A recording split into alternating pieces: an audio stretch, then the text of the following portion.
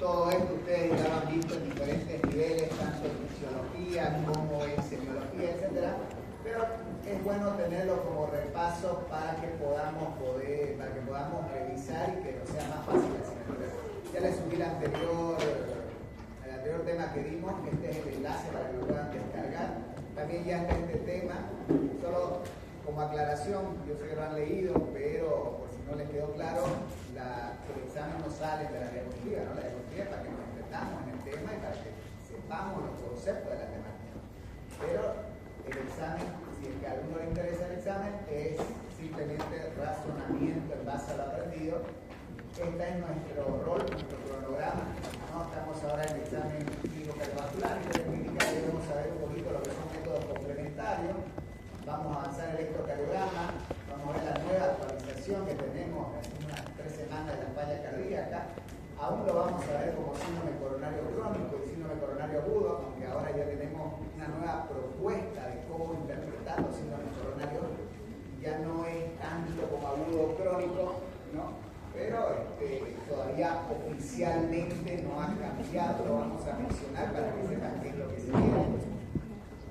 Vamos a ver hipertensión, recuerden que ya saludó la palabra arterial, lo que es simplemente hipertensión. Luego vamos a ver hipertensión refractaria al tratamiento, emergencia hipertensiva, vamos a dar nuestra única evaluación. Vamos a ver miocardiopatía, dentro de la miocardiopatía, enfermedad de Chagas-Massa, luego vamos a ver endocarditis infecciosa, valvulopatía, dentro de ellas quizás el principal exponente en nuestro medio, la cardiopatía reumática. En este punto vamos a ver 3 temas, pero hacen parte de una secuencia que es síncope, muerte súbita y reanimación. Posteriormente hipertensión, que va ligado muy estrechamente con tromboembolismo pulmonar. Y al final, simplemente a manera de poder también recordar un poquito lo que vimos al inicio, lo que vamos a ver en un par de clases más, el electrocardiograma, vamos a ver arritmia cardíaca. El recuperatorio, lo que llaman tercera instancia, va a ser el 26 de noviembre. La evaluación final va a ser o el 2 o el 9 de diciembre, dependiendo de cuánto haya disponibilidad. Y a esto lo ponemos por protocolo, yo sé que nadie llega acá, pero la segunda instancia final va a ser el 16 de diciembre.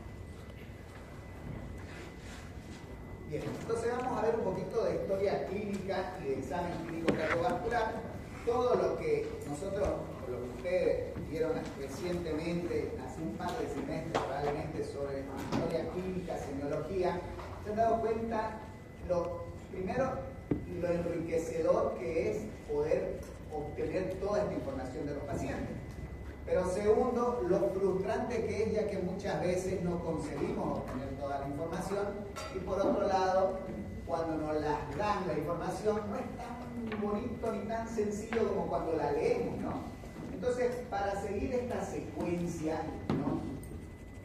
O para seguir y obtener esta información, nosotros, con una pequeña entrevista inicial con el paciente, nosotros no solo vemos su realidad médica en ese momento, sino que también aprovechamos para imaginarnos qué es lo que le pasa a este paciente en su vida diaria, cómo comenzó todo esto, y podemos, y lo hacemos habitualmente, no solo en la cardiología, pero estimamos los cambios iniciales que se fueron presentando, de esa forma cuál es la clínica inicial que se fue presentando, y no es que retrocedemos en el tiempo, pero también podemos especular en buen sentido hacia adelante qué es lo que le va a pasar, y esto es gracias a la historia clínica, ¿no? La historia clínica nos dicen todo el tiempo y nos llenan la cabeza que es un documento médico y es a su vez un documento legal, y esto es algo que por más que nos lo dicen desde el día 1, siempre lo olvidamos y minimizamos la historia clínica.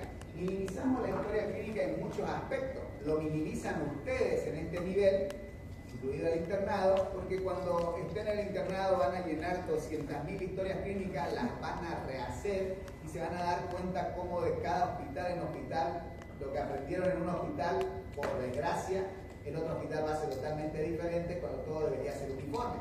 Pero bueno, así es Bolivia a veces, ¿no? Entonces, pero minimizan, o sea, el interno, no ustedes en particular, pero el interno en general, a la hora de hacer una historia clínica, lo toma como un castigo, ¿no? O sea, lo toma como qué desgracia, me toca hacer nuevamente una historia clínica.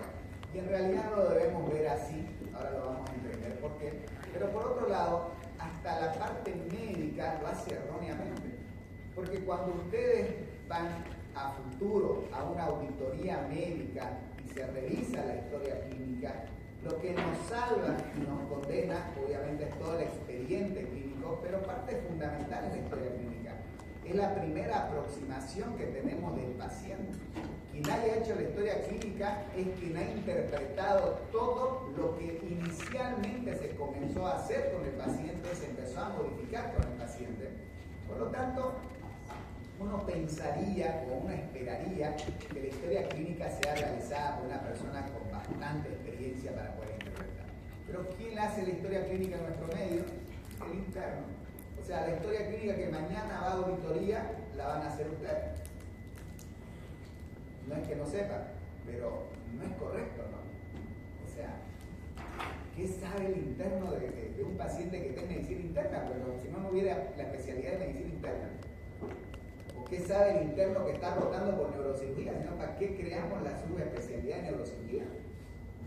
Entonces tenemos estas ideas descabelladas en Bolivia que a la hora de que la historia clínica nos tiene que salvar, termina hundiéndonos. ¿No? ¿Por qué? Porque nos quedamos centrados en la esfera médica. Yo tengo que saber el motivo de la consulta, el trato de la enfermedad actual, los antecedentes, pero olvidamos que hoy estamos cada vez más cerca de un juicio que de revisar en un caso clínico una historia clínica. Y olvidamos 10.000 cosas, nos enseñan en seriología, debe ser la evolución clínica del SOAP, lo subjetivo, objetivo, el análisis y el plan a seguir. Y ustedes van a escuchar a los colegas con interpretaciones erróneas de lo que es el análisis, cuando es algo que deberíamos hacer todos los días y es algo que deberíamos aplicarlo no solo al inicio, sino cada vez que tocamos la historia clínica, porque mañana el aspecto legal de la historia clínica es lo que nos va a permitir ayudarnos a salir de un problema médico legal. Por otro lado, cuando aprendemos semiología en cualquiera de los libros que tengan, nos dicen que las historias clínicas tienen una organización o una arquitectura más o menos homogénea de todo, ¿no? Es decir, motivo de consulta, 3 a 4, de ser posible 3 y no 4, motivo del relato de la enfermedad actual, antecedentes familiares, antecedentes personales, medicación habitual, signos vitales, examen clínico o examen físico, generalizado, examen físico por sistema, y recién al final llegamos a la impresión diagnóstica. Y esto no importa el libro que leamos, pero si ustedes han ido a diferentes hospitales, van a ver que el Hospital San Juan de Dios tiene una historia clínica de 25 páginas de medicina interna. Obsoleto, absurdo, no tiene sentido en el 2026 tener una historia clínica así. Se van al frente a la maternidad y es una hojita de doble cara que hay que piquear nada más porque tiene entre amarillo y blanco y que le sirve a ellos. Van al hospital de niños y más o menos hay que dibujar ciertos colores y hay que poner, y dentro del mismo hospital van a neumología y tienen que dibujar los pulmones, pintar dónde está el error. Entonces, yo tengo que vivir en ese hospital, saber manejar esa historia clínica, pero ustedes que después de 2 meses van a rotar a otro hospital es un reaprender y recomenzar, y eso no debería pasar. Deberíamos todos tener una misma historia clínica y todos deberíamos tener un mismo sistema, porque una de las características que tiene que cumplir la historia clínica es que sea de rápida revisión. Imagínense un paciente que está internado como un paciente de clínica médica que ingresó por un accidente cerebrovascular isquémico, le tiró 14 días en terapia intensiva y está en su día 35 en medicina interna. Imagínense el grosor de esa historia clínica que hay que leer. Son tranquilamente 70 páginas que se transforman en 2000 porque hay que entender la letra de quien las está escribiendo. Entonces, la historia clínica tiene un sentido y debemos tomarnos el tiempo necesario a la hora de poder revisarlo y debería ser estandarizado. Ahora, no es hablar ni a favor ni en contra de las gobernaciones o las alcaldías, pero ahora se está mudando toda la digitalización de la historia clínica. Pero se está mudando a la fuerza, porque hay muchos errores. Un motivo por el cual no se hacía la historia clínica digital en Bolivia era precisamente por el aspecto legal. Cuando ustedes hacen una historia clínica a mano y alguien ya escribió abajo, es difícil decir, no, ¿saben qué? Se complicó, mejor hago desaparecer mi evolución, pongo una hojita en blanco y ya está. ¿Por qué? Porque ya está la evolución por debajo de 15 especialistas más. En cambio, en la parte electrónica era sencillo agarrar, no, ¿sabes qué? me olvidé hace 2 días escribir esto, hoy lo modifico y ya está. Nunca pasó, si pasó, si lo vi. Entonces ese era un gran limitante. Pero bueno, a tropiezos o no, estamos entrando a la digitalización de la historia clínica y eso sí lo va a hacer uniforme y por suerte vamos a tener una sola historia clínica. Pero hay que tomarnos el tiempo necesario para poder estar y para poder plasmar las cosas que es de utilidad para nosotros y que es de utilidad para el paciente. Imagínense ustedes de aquí a un par de años, ella cirujana plástica, el doctor acá cirujano cardiovascular, el doctor allá neurólogo clínico, y le piden una interconsulta a un paciente que está 15 días internado en un hospital. Imagínense que tienen solo 10 minutos para ir a verlo porque ya los están llamando de otro centro. Imagínense revisar 70 hojas de historia clínica. O sea, no tiene sentido. Entonces, para eso el SOAP nos da las soluciones, nos dice, bueno, obviamente nos va a mantener actualizados sin olvidar lo que ha estado pasando. Una historia clínica para el diagnóstico tiene 4 objetivos. Primero, descubrir los síntomas, obtener descripciones cuantitativas exactas y asegurar una cronología precisa de estos eventos. ¿Para qué? Para determinar cómo la enfermedad ha cambiado la vida del sujeto. Porque historia clínica del hospital 1, 2, 3 o 4 no importa. Lo que importa es que esta historia clínica existe porque hay un paciente que, por susto, por miedo, porque algo le ha pasado, ha decidido acudir a un centro a buscar ayuda. Entonces, gira en torno a él. Algunas cosas que tenemos que tener presente a la hora de hacer la historia clínica, por favor, si ustedes se tienen que ir a las 5 de la tarde porque están saliendo de turno y llegó un paciente a las 5 menos 10 minutos, pena por ustedes. No pueden estar a la apurada en 15 minutos haciendo una historia clínica, dejando vacíos en la historia clínica, pero por otro lado no escuchando al paciente. El paciente lo primero que busca, y cualquiera de nosotros en algún momento fue o va a ser paciente, es que alguien lo escuche. O sea, antes que lo cure, busca que alguien lo escuche. Entonces nosotros, que desde el primer día que estamos en la carrera de la medicina y que juramos que esta es una actividad también filantrópica en la cual demostramos el amor hacia la humanidad, lo primero que tenemos que tener es tiempo para escuchar a ese paciente, ¿no? Entonces, no le importa al paciente si estamos apurados, y si estamos apurados, desgraciadamente, mala suerte para nosotros, no lo debemos demostrar. Si les toca, como les va a tocar a la gran mayoría, llegar con pacientes que ya están hospitalizados y les dicen, ¿saben qué? Hay que hacer una historia clínica. No, revisemos primero la historia clínica, leamos qué han pensado los colegas, qué han razonado, y en base a eso hacemos nuestra nueva historia clínica. Porque si no va a ser un eterno recomenzar. Y el final de la historia clínica tiene un aspecto interesante que se llama hipótesis diagnóstica o impresión diagnóstica. Esto lleva implícito la palabra error, es decir, me puedo equivocar. Entonces, el hecho de que ya haya estado un paciente unos días internado implica pues que ya se han equivocado los anteriores y no voy a comenzar de cero equivocándome desde el inicio nuevamente. En Bolivia nos obligan, entre comillas, en los hospitales públicos a hablar, o al menos conocer, entender un idioma denominado originario. Y esto desde el inicio se ha politizado y en Santa Cruz el idioma originario que tenemos que saber es el guaraní. Ahora díganme cuál es la probabilidad de encontrarse con un paciente en un hospital público que hable guaraní frente a un paciente que hable quechua. Pero la ley me dice que si me habla en quechua yo le voy a responder en guaraní, bueno, porque es lo que me obliga la ley. Entonces nosotros tenemos que admitir cuando estamos confundidos y el paciente nos cuenta algo en sus palabras y no tenemos idea muchas veces de lo que está contándonos, tenemos que tratar de detenernos un rato y preguntarle de qué se trata lo que nos está diciendo. Y esto lo vemos muchas veces en los dolores de pecho. Por ahí el paciente que sí sabe de algo que ya le ha pasado varias veces le dice que el problema que él tiene es una culebrilla y nadie tiene idea de qué es una culebrilla y simplemente le dice sí y pasa de largo y no nos detenemos a pensar qué diablo es una culebrilla y en realidad nos está hablando de herpes zóster y eso, ese es el dolor del pecho. Entonces ya no sigo adentrándome en una angina ni pensando en una enfermedad coronaria. Entonces tenemos que evaluar esto. Y si bien lo vamos a sesgar nosotros en la cardiología y vamos a centrarnos en antecedentes de importancia o relevancia cardiovascular, es simplemente por finalidad didáctica, todos los antecedentes son importantes. Partimos siempre de aquello que motiva a que el paciente acuda al médico. El paciente puede tener una dolencia, un malestar hace 6 meses, pero de repente no dice un 6 de agosto feriado a las 3 de la tarde, estoy sin hacer nada, mejor voy a la emergencia del Hospital San Juan de Dios a ver qué estoy teniendo. Generalmente el paciente, para cualquiera de nosotros, para ir al médico, es porque algo ha cambiado, algo nos está asustando, pero por más que lo tengamos ya hace unos meses, algo ha cambiado recientemente que ha generado temor y que es lo que nos ha permitido levantarnos y acudir a no importa si es público, privado, lo que sea, pero a un sistema de emergencia o una consulta.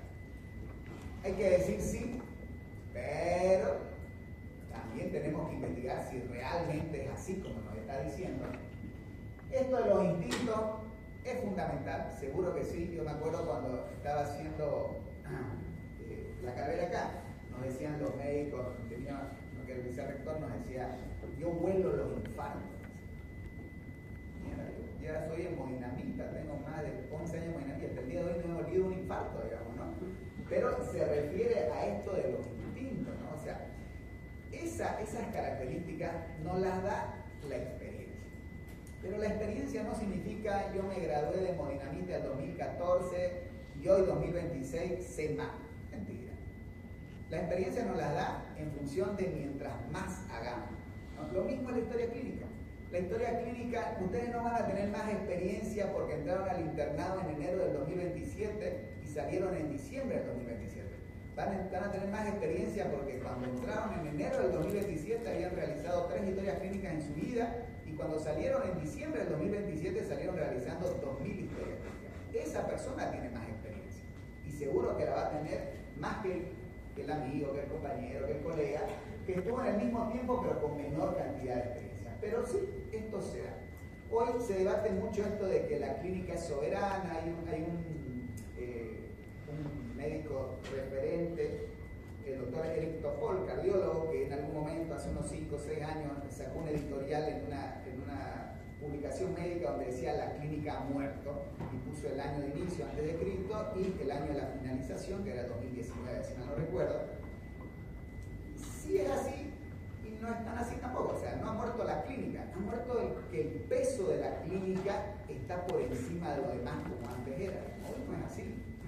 No le vamos a ganar a la tecnología actual. Hoy se discute si la inteligencia artificial tiene más precisión que nosotros. Entonces no podemos en 2026 cerrarnos a quedarnos con algunos conceptos previos, ¿no? Aplicando con juicio el silencio es oro, hay que escuchar, ¿no? Pero tampoco hay que dejar que se disperse el paciente, ¿no? O sea, hay que en algún momento reencaminarlo para poder saber por qué estamos sentados ambos. En líneas generales, toda historia clínica tiene al menos estos componentes. Tiene un motivo de consulta o internación, relato de la enfermedad actual, antecedentes personales, familiares, medicación habitual, el examen físico y el objetivo final de todo esto es la impresión diagnóstica. Y en la impresión diagnóstica, por si no nos da el tiempo hasta el final, por favor, algo que van a encontrarse desde el día 1, si no lo han visto hasta ahora, es esa estupidez que colocan en los diagnósticos los colegas: neumonía resuelta, o absceso drenado, o patología curada. O sea, si ya está resuelto, si ya está curado, es un diagnóstico. Tiene que estar en la lista de diagnósticos, ¿no? O está en su día 45 y siguen poniendo shock cardiogénico.